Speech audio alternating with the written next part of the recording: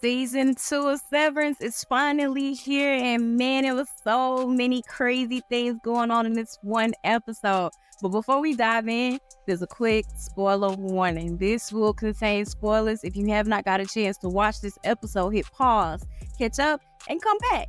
Now, for the rest of us, let's dive into the twists and turns of this episode and the theories that have us all questioning everything. So first off, right away, I noticed Mark with those blue balloons as he walked down that hallway. And it just felt so oddly familiar to me. And then it hit me. Okay, I have seen something like this. I don't know if you guys remember, but in the intro, you can see a little animated Mark holding what appeared to be like a balloon he was just dragging behind him. And I'm like, okay, maybe I'm tripping. So I went to go look at the intro again, but the intro's not there. You guys are smart. So I decided to do a little digging. And boom. Somebody else peeped this exact same thing 7 months ago. So I'm thinking, okay, what does this mean? Like, does this mean Mark feels detached from himself? Like, I don't know. The newspaper Milchie hands Mark is definitely crazy because it's clear that it's been doctored and redacted and photoshopped. But the crazy part is that the photo that they photoshopped over is of President Eisenhower in the 60s, which is weird. Like, I don't know, they dress kind of 60-ish, kind of back in the day. I don't know. It's kind of like a weird time vibe. Am I the only one peeping this? I don't know. We'll get into that a little later. So this is a little siren, but again with this whole 60 thing, like Milchick is just like Marvin Gaye in the 60s. Like, I know he's trying to upgrade because he got a promotion or whatever, but it's just so weird to me. So while we're still talking about Milchick, something caught my eye. There's a lot of moments in this episode where the focus and the light on him just feels so eerie and off. Like, take this image, for example, right? He looks like he's wearing a halo, right? Or some devil horns. I mean, honestly, it wouldn't be too far off because Mark already thinks that he's the devil, aka Milkshake. So it has to be some type of sinister role that we just haven't fully grasped yet. It's another example of the lighting. Like, you see, it's like the day and night, darkness to light thing. I don't know what kind of vibe it's giving me. It's just weird. Very creepy, very eerie. Shifting gears a little bit, let's dive into some fascinating theories that I saw around the internet. So this user pretty much says, like, hey, it's been 5 months. Why is Mark the only one showing up to work? Like, you would think he would be the last person to show up to work, especially since his sister told him to quit for his safety.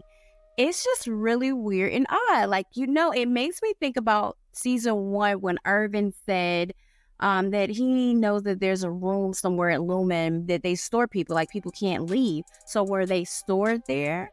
Thinks that Gemma died / went in a coma or whatever and got brought back as a full-time innie that never leaves. Now, they also think that this could be the case for Miss Wong. Like, she could have died or got in a car accident or whatever the case may be, and she can't leave Lumon. She's a forever innie.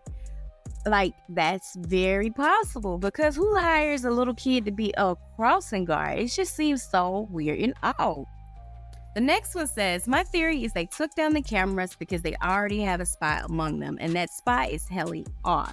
Now, I think with this one, I think it may be a red herring, but then again, it's something that's weird because she didn't know how to turn off her computer or do something to her computer in the episode. It was just kind of weird to me. But then again, it could be Helly R because she could just not want the guys to know that she's Helena Egan.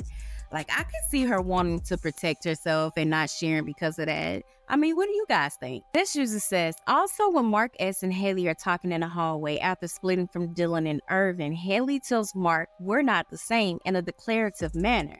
Now, like I said earlier, I really think Helly is being weird. I mean, I don't know. Like, could she be Helena Egan? Like, did she swap places? I mean, think about it. Like, why would you send your innie back in there after she ruined everything? But then again, I don't know. It's so many questions. This one says, that new artwork in the lobby, Q pardons his betrayers. Doesn't look like a partner to me. Looks like he's about to chop their heads off. What a welcoming start to a rival back at work. Like, no lie. Like, that's crazy to me. I was like, when I seen it, I did not know what I was looking at because it kind of looks like a sacrifice.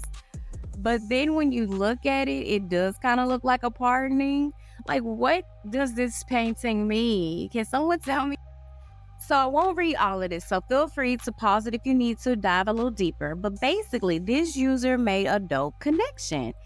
The programs Helly R sees on her computer are actually movie and book titles, even the one that Mark sees on his computer. That is so dope. I would have never peeped that. Has anybody read any of these books or saw any of these movies? If so, let me know in the comments. What if in Severance is not just one innie per person, but millions of copies? I think it's possible to have millions of copies because, like, if you look in the intro, the animated one, there's so many different versions of Mark that we see. I mean, it's possible. And then, they do have a little room somewhere that they're back storing people. So sure, it could be possible. So how do you guys feel about all of these theories? Like, do you think some of them right? All of them are wrong? Do you have your own theories? Leave a comment below. I would love to read your theories. I enjoyed this episode. Please like and subscribe. And until next time.